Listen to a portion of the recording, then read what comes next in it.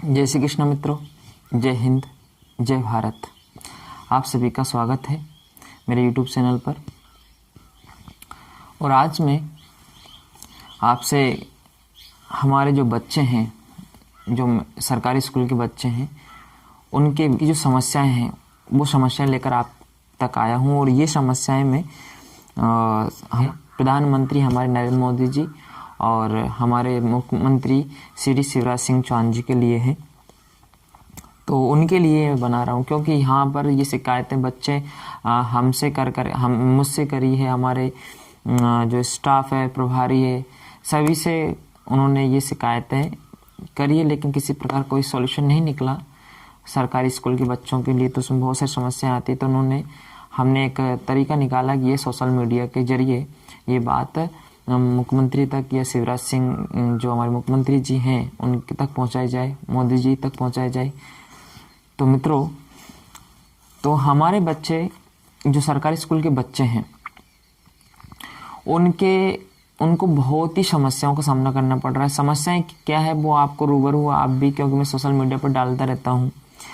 एक तो स्कूल में स्टडी की समस्या, दूसरी चीज़ साफ सफाई की समस्या होती रहती है। उनकी कुछ चीज़ें होती, जो सुविधाएं नहीं मिल पा रही उनको कई प्रकार से। तो समस्या मैंने आपको बता दी है।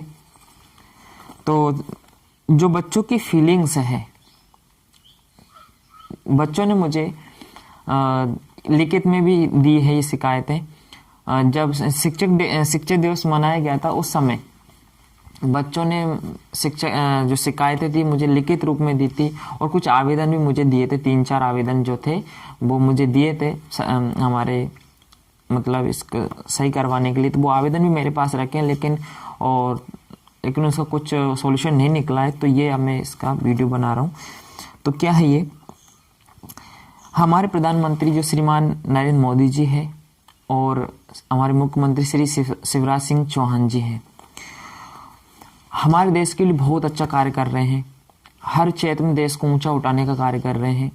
एक भगवान के दूत की तरह वो ऐसा कर रहे हैं मोदी साहब और हमारे इधर उत्तर प्रदेश के योगी जी। वो कहीं, लेकिन जो उनके द्वारा सुविधाएं चलाई जा रही है, योजनाएं चलाई जा रही है आम आदमी के लिए, गरीब जनता के लिए, सभी क्षेत्रों में वो योजनाएं कंप्लीटली पूरी तरीके से सही तरीके से क्रियान्वित नहीं हो पा रही है।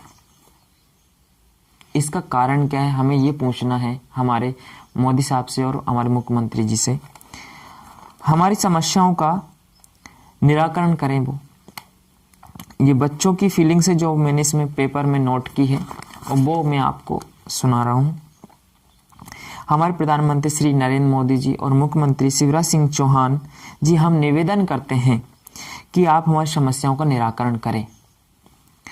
हम आपको टेलीविज़न पर देखते रहते हैं, न्यूज़ में देखते हैं, सोशल मीडिया के जरिए आपको वॉच करते हैं, सुनते हैं।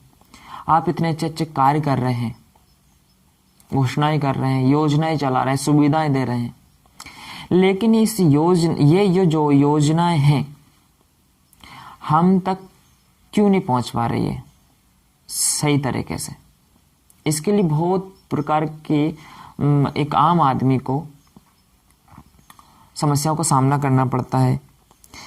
जो बहुत कुछ जो आपकी योजनाएं चल रही है और आप हमारे लिए बहुत कुछ कर रहे हो, लेकिन हमारे तक हमारी ये योजनाएं, सुविधाएं हम जैसे लोगों तक क्यों नहीं पहुंच रही है। कहीं आप कभी डाउट हो जाता है, वैसे मुझे डाउट नहीं है, लेकिन कई लोगों को डाउट हो जाता है, कहीं आप झूठ तो नहीं बोलते हो। अधिकतर लोग आप पर विश्वास करते हैं। मैं भी वो उसमें शामिल हूँ जो कि आप पर बहुत अडिग रूप से विश्वास करता है। तो कुछ लोग ऐसे हैं, बच्चों को जब मैं बताता हूँ बेटा बहुत अच्छा कार्य कर रहे हैं हमारे मोदी साहब, लेकिन ये चीज़ें जब हम तक नहीं पहुँच पाती है तो हम लोग भी विश्वास उनको नहीं दिला पाते हैं। उनको लगता है कि सब झूठ है। तो हम आप पर विश्वास करते हैं, तो ये विश्वास आप तोड़े नहीं। आप गांव के लोगों के लिए बहुत कुछ करते हुए, बोलते हुए दिखाई देते हैं, लेकिन आपकी योजनाएं और जो सुविधाएं हैं आसानी से हम तक क्यों नहीं पहुंच पाती है। हम सभी बच्चे बोल रहे हैं कि हम सभी सरकारी स्कूल के बच्चे हैं। ये मैंने आपको पहले ही बता दिया था कि ये जो वीडियो है वो सरकारी स्कूल के बच्चों की फीलिंग्स का है, उसकी शिकायतें हैं, उनको यहाँ पर रखा गया है इस वीडियो में। तो यहाँ बच्चों की फीलिंग्स को समझते हुए मैंने यहाँ पर लिखा है कि हम सभी सरकारी स्कूल के बच्चे हैं। हमने सुना है कि आप शिक्षा के क्षेत्र में बच्चों के लिए बहुत कुछ कर भी रहे हैं, लेकिन हमारे लिए क्यों नहीं कर रहे? ये हमारे स्कूल में पढ़ने वाले बच्चों का प्रश्न है कि आप बहुत कुछ कर रहे हैं लेकिन हमारे लिए क्यों नहीं कर रहे हैं। जब आप हमारे स्कूल के लिए पैसे ही नहीं दोगे तो स्कूल में चौक डस्टर के, ये बच्चों की फीलिंग्स है कि सर आप हमारे स्कूल के लिए पैसे क्यों नहीं भेज रहे हो।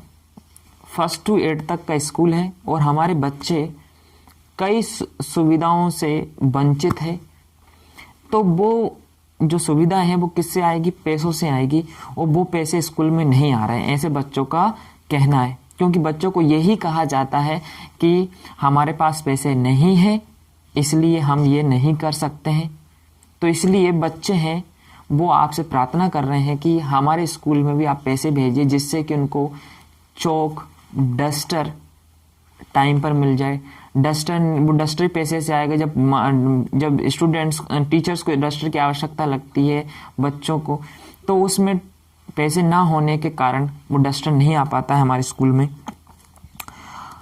पंखे, बच्चों को गर्मी लगती है, वैसे तो अभी ठंड का टाइम है, लेकिन इसके पहले उन्हें पंखों की ज़रूरत पड़ी, लेकिन फंड ना होने की वजह से पंखे नहीं लग पाए।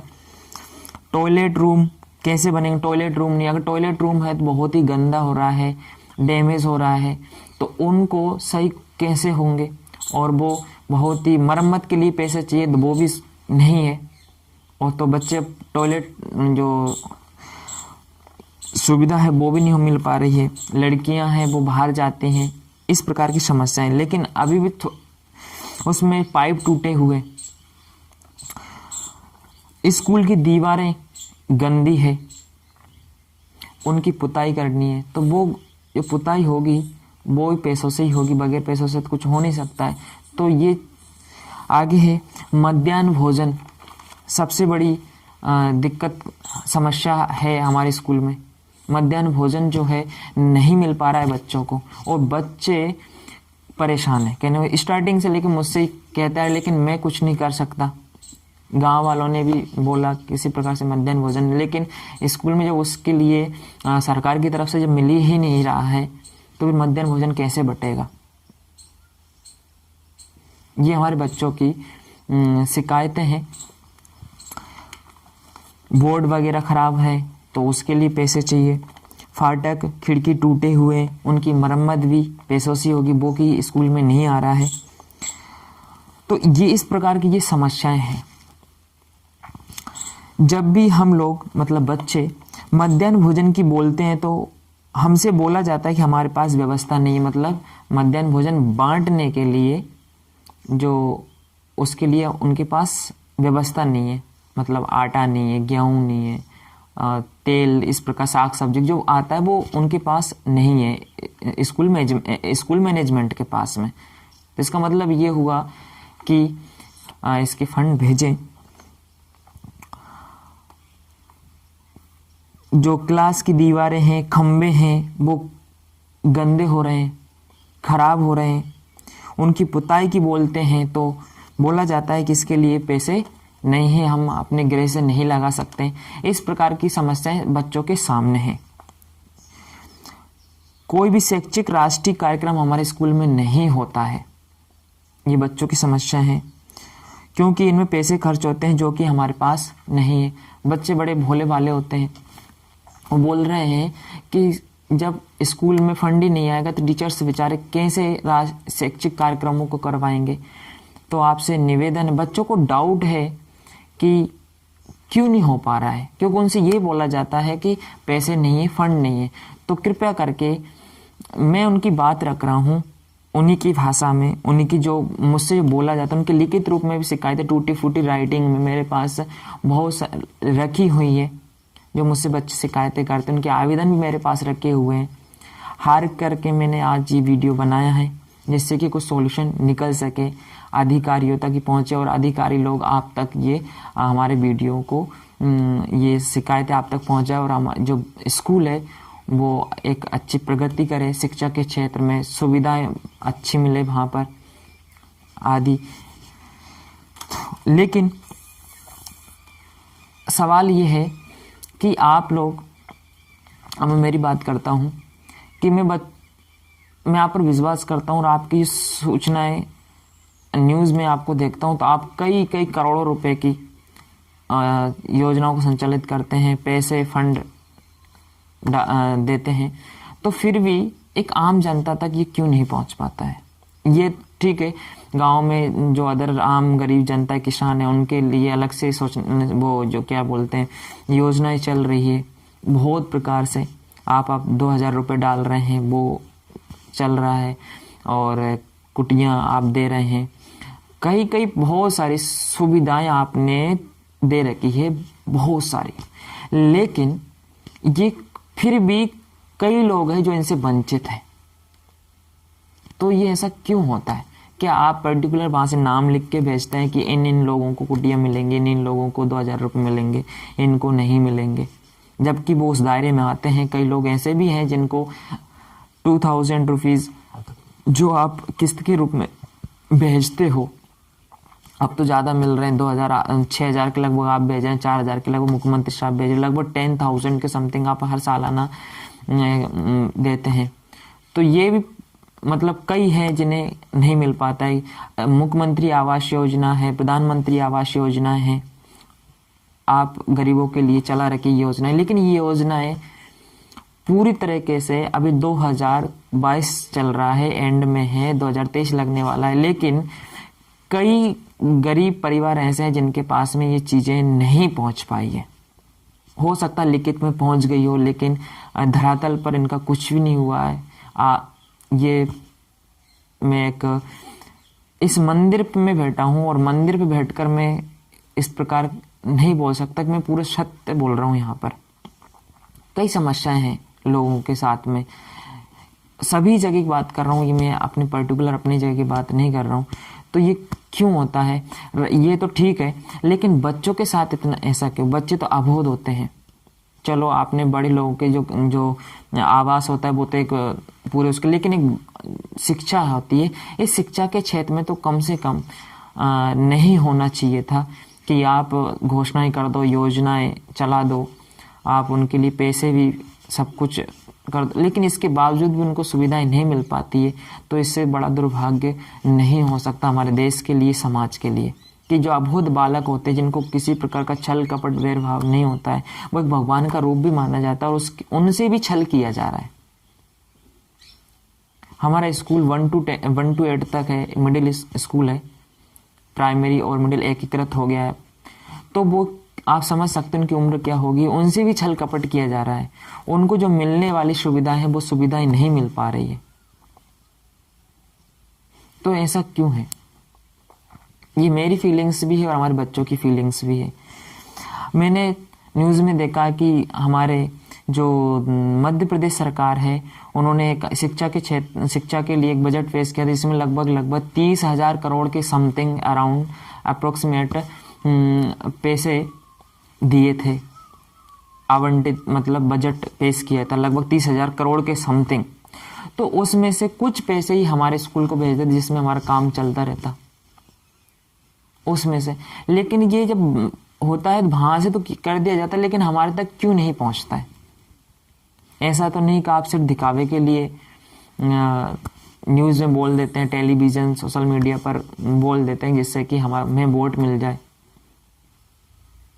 मुझे नहीं लगता कि आप ऐसा करते होंगे, लेकिन कई लोगों की समस्याएं इसी कारण से हो जाती है, डाउट क्रिएट हो जाते हैं कि आप झूठ बोल देते हो, क्योंकि जब उनको मिलेगा ही नहीं, उन तक पहुंचेगा ही नहीं, बच्चों तक कोई चीज़ें नहीं पहुंच पा रही, तो बच्चों के पेरेंट्स कैसे मान लें कि आप बच्चों की शिक्षा के लिए बहुत कुछ कर रहे हैं। सरकारी स्कूलों की हालत ऐसी हो गई है, ये किस कारण हुई है?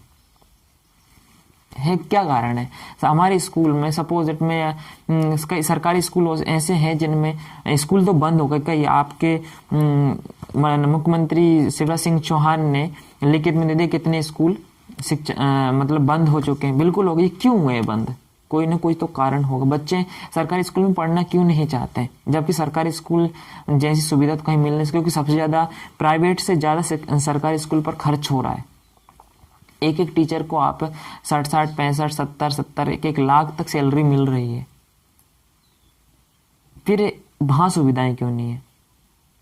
बच्चे इतने वंचित क्यों हैं इनसे? जब आप वहाँ से पैसे दे रहे हैं तो फिर ये सरकारी स्कूलों में ये सुविधाएं क्यों नहीं मिल पा रही है? एक न्यूज़ अभी कुछ दिनों पहले मैंने पढ़ी है कि रैंकिंग शिक्षा के क्षेत्र में मध्य प्रदेश में डिस्ट्रिक्ट वाइज रैंक जारी की हुई है। राज्य शिक्षा केंद्र ने जारी की है, जिसमें हमारा जो मैं गुना जिला से बिलोंग करता हूँ, तो हमारा गुना जिला लगभग लास्ट में है। मतलब उसके टॉप इसमें 4 रैंक बनाई गई है। 4 रैंक बनाई गई है, ABCD, ठीक है ना। तो ना तो हमारा जो गुना जिला है वो ना A में है, ना B में है, ना C में है, लास्ट में है D में। वो भी कौन से नंबर पे? 51वें नंबर पर है साहब। तो गुना जिले के अधिकारियों से भी और शिक्षा के जो अधिकारी हैं उनसे भी एक आग्रह है, टीचर से आग्रह है कि आप गुना जिले का जो हल ऐसा हुआ कैसे? 51वें नंबर, टोटल 52 जिले हैं हमारे मध्य प्रदेश में। तो 52 जिलों में जो गुना जिला है वो लास्ट 51वें नंबर पे है ये स्कूल शिक्षा के मामले में जो रैंक दी गई है स्कूलों में। मैं पढ़ा देता हूँ। राज्य शिक्षा केंद्र ने जो जिला वाइज रैंकिंग जारी की थी उसमें MP में फर्स्ट से लेकर 8वीं क्लास तक के गवर्नमेंट स्कूलों की रैंकिंग में गुना 51वें स्थान पर आया है। ये मैंने नोट कर रखा है इसमें। तो ये किस कारण से हुआ है आप बताइए?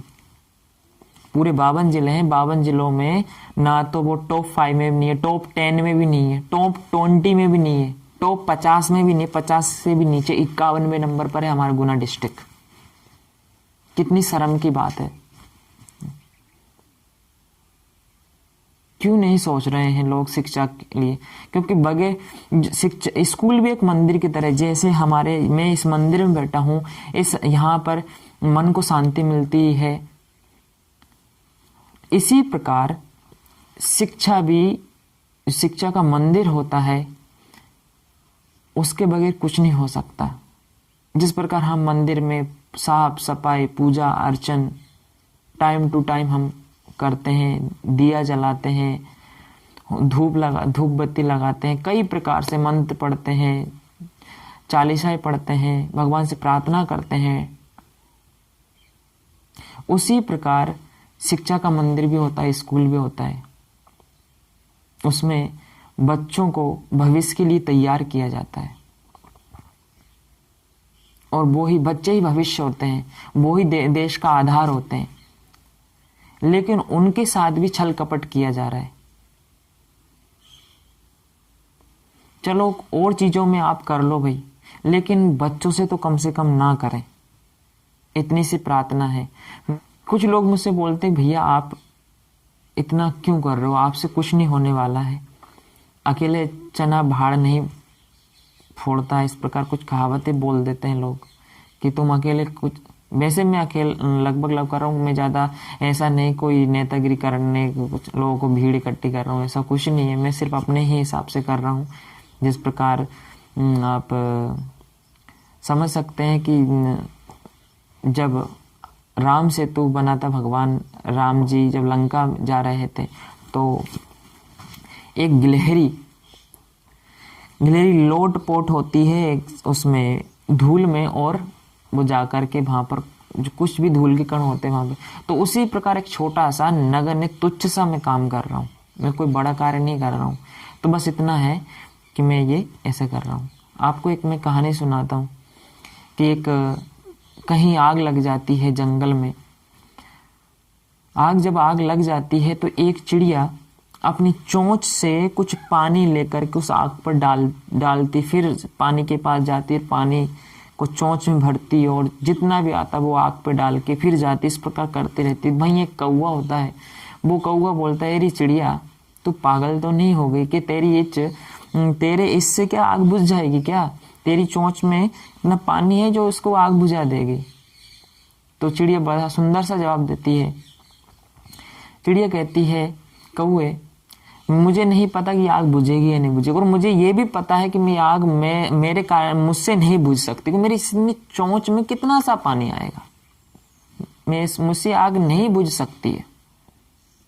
लेकिन इतना तो है कि जब भविष्य में इतिहास लिखा जाएगा या पढ़ा जाएगा तो उसमें आग बुझाने वालों में मेरा नाम होगा, ना कि आग लगाने वालों में।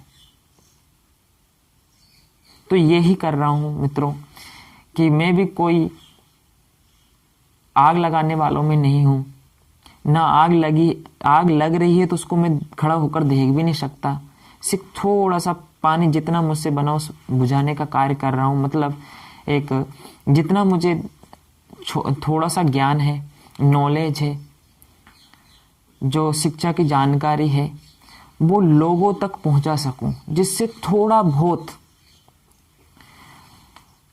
शिक्षा के क्षेत्र में लोगों के मन मस्तिष्क में पॉजिटिविटी का संचार हो, सकारात्मक ऊर्जा का संचार हो, समाज में वैमनस्यता दूर हो जाए। तो यही मेरी इच्छा है, आकांक्षा है कि समाज में, गांव में, देश में एक सकारात्मक ऊर्जा हो। और जो वैसे आपको पता है कि सतयुग, त्रेता युग, राम राज्य में, कृष्ण राज्य में कहीं ना कहीं ये चीज़ें तो चलती रहती। कभी उनके राज्य में नहीं मिटी तो कलयुग में कैसे, लेकिन फिर भी एक प्रयास तो जारी रहना चाहिए प्रत्येक व्यक्ति का। तो वो ही है, अपने स्तर पर कार्य कर रहा हूँ। मुझे किसी से ये भी नहीं है कि आप मेरे साथ कार्य करिए, मेरे साथ जुड़िए। मैं अपने हिसाब से अकेला रहकर कुछ हेल्प कर रहे हैं, ऐसी बात नहीं है। प्रत्यक्ष अप्रत्यक्ष रूप से मेरा सपोर्ट भी कर रहे हैं लोग, और उनकी सपोर्ट की वजह से मैं आगे बढ़ते हुए भी जा रहा हूँ। ऐसा भी नहीं कर रहा हूँ मैं कहीं धरना दे रहा हूँ, कहीं प्रदर्शन कर रहा हूँ, कोई आंदोलन कर रहा हूँ, ऐसा कुछ भी नहीं है। बस आराम से जितना मुझसे बन पा रहा है उतना मैं आवाज़ उठाता हूँ और वो सोशल मीडिया पे डाल देता हूँ। उसका कुछ इफ़ेक्ट होता है पॉजिटिविटी क्षेत्र में, सकारात्मक क्षेत्र में, तो उसका लाभ हो जाता है जनता को, नागरिकों को, गरीब आम जनता को। यही है एक। तो आप सभी से एक प्रार्थना है, अगर ये वीडियो आपको पसंद आया हो तो लाइक शेयर सब्सक्राइब ज़रूर करें और आगे तक भेजें। और अगर आप भी इस प्रकार की इच्छा रखते हैं कि समाज में अच्छा हो और समाज में जो योजनाएं चल रही है सरकारों की तरफ से वो समाज तक पहुंचे, तो आप भी इस प्रकार का वीडियो बनाकर अपने सोशल मीडिया प्लेटफॉर्म पे कर सकते हैं। और पहली बात तो अपन स्वयं को ईमानदार बनना पड़ेगा। ईमानदार से मतलब एक सही आदमी बनना पड़ेगा कि आप गलत काम नहीं करें। गलत काम करोगे तो आपको हर कोई टोक देगा, भैया आप भी तो ऐसा करते हो।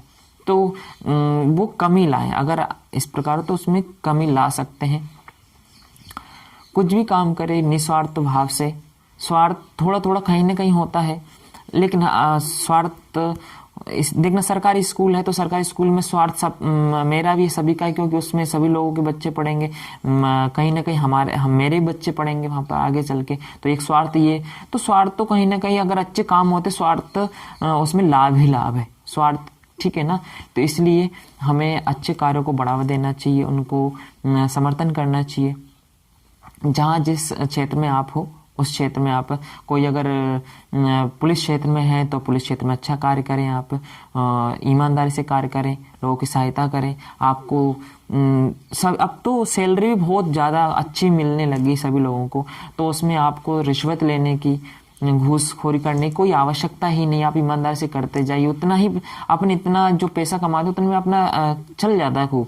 एक्स्ट्रा कमाने की, जब हम एक्स्ट्रा कमाने की सोचते हैं तब हमारे मन में एक कपट उत्पन्न हो जाता है, बेईमानी उत्पन्न हो जाती है। जब अपने एक्स्ट्रा कमाते, दूसरे को जब देखते हैं ये तो बहुत बड़ा हो गया, एक जो हेम भावना है ना, अहंकार वगैरह, जो इस कारण से भी हम गलत काम करने लग जाते हैं। तो जितना आपको मिल रहा है ना उसी में संतुष्ट रहें और ईमानदार से कार्य करें। आपको देख करके दूसरे भी अपने आप सुधर जाएंगे। सभी क्षेत्रों के से मैं इतना माफी चाहता हूं कि सभी को मैं एडवाइस दे रहा हूं। एक प्रार्थना है, आवेदन ही है, निवेदन ही है कि मैं ये ऐसा बोल रहा हूं कि आप जिस क्षेत्र में कार्य कर रहे हैं, टीचिंग के क्षेत्र में, पुलिस के क्षेत्र में, किसी भी एरिया में आप हो, बैंक के क्षेत्र में आप अच्छे पोस्ट पर हो तो सैलरी बहुत अच्छी मिलती है सभी लोगों को। तो आप घूसखोरी रिश्वतखोरी ना करें। जितना जो काम है आपसे बन पाए उतना लोगों तक सेवा पहुंचाए, जिससे कि समाज में एक अच्छा बनेगा। हमारे एक कई मित्र हैं जो इस मुहिम में लगे हुए अपने अपने तरीके से, और हमारे गांव के कुछ लोग हैं।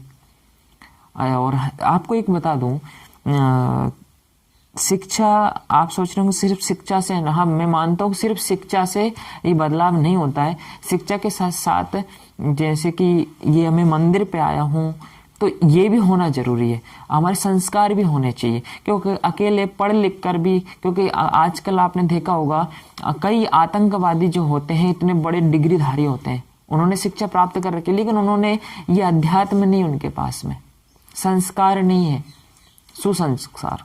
ठीक है, शिक्षा तो अकेली शिक्षा से कुछ नहीं हो सकता। अगर आप सोच रहे होंगे अकेले मैं शिक्षा के लिए मुहिम चला रहा हूं, तो शिक्षा के लिए शिक्षा के साथ साथ सुशिक्षा होनी चाहिए। क्योंकि कई शैक्षिक व्यक्ति ऐसे गलत काम भी तो कर रहे हैं भैया, जो जिनकी नौकरी लग रही है वो शिक्षा के दम पर ही तो गए। तो उन्होंने पढ़े लिखा अच्छी मेहनत करी तो उन्होंने नौकरी लगाई, नौकरी लगाने के बाद में उन्होंने मान लो गलत कार्य भी कर रिश्वत लेने लग गए, तो कहा शिक्षा, उनकी शिक्षा हुई है, सुशिक्षा नहीं हुई है। तो मेरा कार्य तो सुशिक्षा मतलब साथ साथ सुशिक्षा देना है।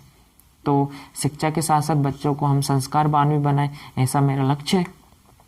मैं अभी बात कर रहा था कि हमारे गांव में, हमारे एरिया में लगभग चाचौड़ा क्षेत्र है, सबसे ज़्यादा हमारे गांव जो चितौड़ है उसमें कर्मचारियों की संख्या ज़्यादा है, लगभग मुझे जहाँ तक आइडिया है।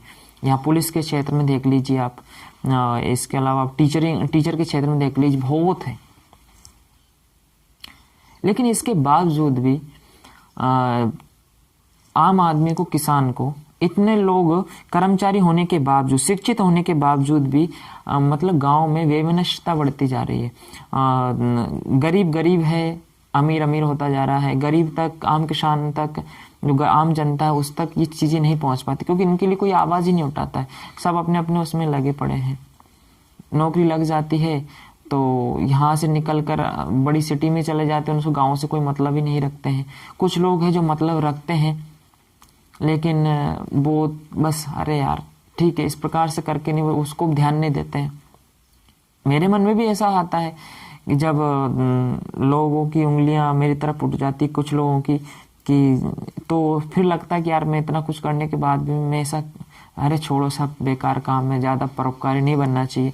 लेकिन फिर कभी हमारे भगवान जी की, ईश्वर की प्रेरणा मिलती है, नहीं कब तक ऐसे डरते रहेंगे, संघर्ष तो करना चाहिए। क्योंकि सही काम करते हैं, अच्छे कार्य के लिए तो कठिनाइयाँ आती हैं। कुछ लोग होते, सभी लोग नहीं, कुछ लोग उंगलियां भी उठाते हैं, बुरा भी बोलते हैं, तो इनसे कब तक डर कर अपन अच्छा कार्य नहीं करेंगे। या जो बुरे व्यक्ति होते हैं वो बिना सोचे समझे बुरा कर डालते हैं, तो हम क्यों ना बिना सोचे समझे सही काम कर सकते हैं ना। तो यही है, मैं आपसे बात कर रहा था कि कुछ लोग हमारे गांव में भी हैं जो प्रत्यक्ष रूप से सही कर्मचारी हैं, लेकिन वो, उनको डर रहता कहीं कोई हमें झूठे षड्यंत्रों में ना फंसा, जिससे कि हमें नौकरी चली जाए, इसलिए कुछ लोग डरते हैं। लेकिन वो भी कुछ प्रत्यक्ष रूप से गांव के लिए अच्छा सोचते हैं, और जिस क्षेत्र में वो कार्य कर रहे हैं अच्छा कर रहे हैं। हमारे अनिरुद्ध मेरे मित्र हैं, ऐसा ही है, हमारे गांव के हैं, चितौड़ा के सूबेदार हैं। वो भी पुलिस क्षेत्र में, जिस क्षेत्र में वो, उस क्षेत्र में वो जागरूकता का कार्य कर रहे हैं। तो ऐसे लोग हैं, मैं उनकी प्रशंसा करता हूँ कि वो जागरूकता ला रहे हैं। पुलिस एरिया में जो पुलिस क्षेत्र होता है उसमें वो जो आम आदमी होता है उनको टाइम टाइम पे जागरूक कर रहे हैं को के लिए। वाहन किस प्रकार वाहनों के नियमों को समझाकर आदि आदि प्रकार से वो लोगों को जागरूक कर रहे हैं, नियम बता रहे हैं कि ये ऐसा नहीं, ऐसा करना चाहिए। तो कई हमारे गांव में भी है जो जिस क्षेत्र में वो उस क्षेत्र में कार्य कर रहे हैं। मेरा टीचिंग का क्षेत्र है तो मैं टीचिंग के क्षेत्र में कुछ अच्छा करने का प्रयास कर रहा हूँ। साथ ही साथ गांव के बारे में भी सोचना पड़ता है, क्योंकि मैंने यहाँ पर जन्म लिया है। तो वो भूमि जिस भूमि पर हमने जब मातृभूमि होती है मेरा गांव, तो उसके प्रति भी हमारी एक सम्मान होना चाहिए और उसको आगे बढ़ाने का प्रयास करना चाहिए। भले ही आप गांव के लोग कैसे हो, लेकिन गांव में बदलाव हो सकता है अगर धीरे धीरे एक मन बना लिया जाए एक एक व्यक्ति के द्वारा, तो ये हो सकता है। सभी को एकजुट हो जाना चाहिए कि एक सबसे बड़ी समस्या है कि एक दूसरे आगे बढ़ने के लिए पैसे कमाने के दौड़ में हम भूल जाते हैं अच्छी चीज़ों को। तो ये है। तो एक आपसे एक विनम्र निवेदन है कि आप इस वीडियो को लाइक करें, शेयर करें, सब्सक्राइब भी करें मेरे चैनल को, जिससे कि मेरे आने वाले वीडियोस का नोटिफिकेशन आप तक पहुंच जाए। और आप भी मेरे साथ अगर आपकी इच्छा हो तो जुड़ सकते हैं, ऐसे कार्य आप कर सकते हैं। अगर आपको अच्छा लगे, आपका किसी प्रकार को कोई समस्या ना हो, मैं अपने हिसाब से कर रहा हूँ। जय हिंद, जय भारत। आपका प्यार ऐसा ही बना रखें। जय श्री कृष्ण।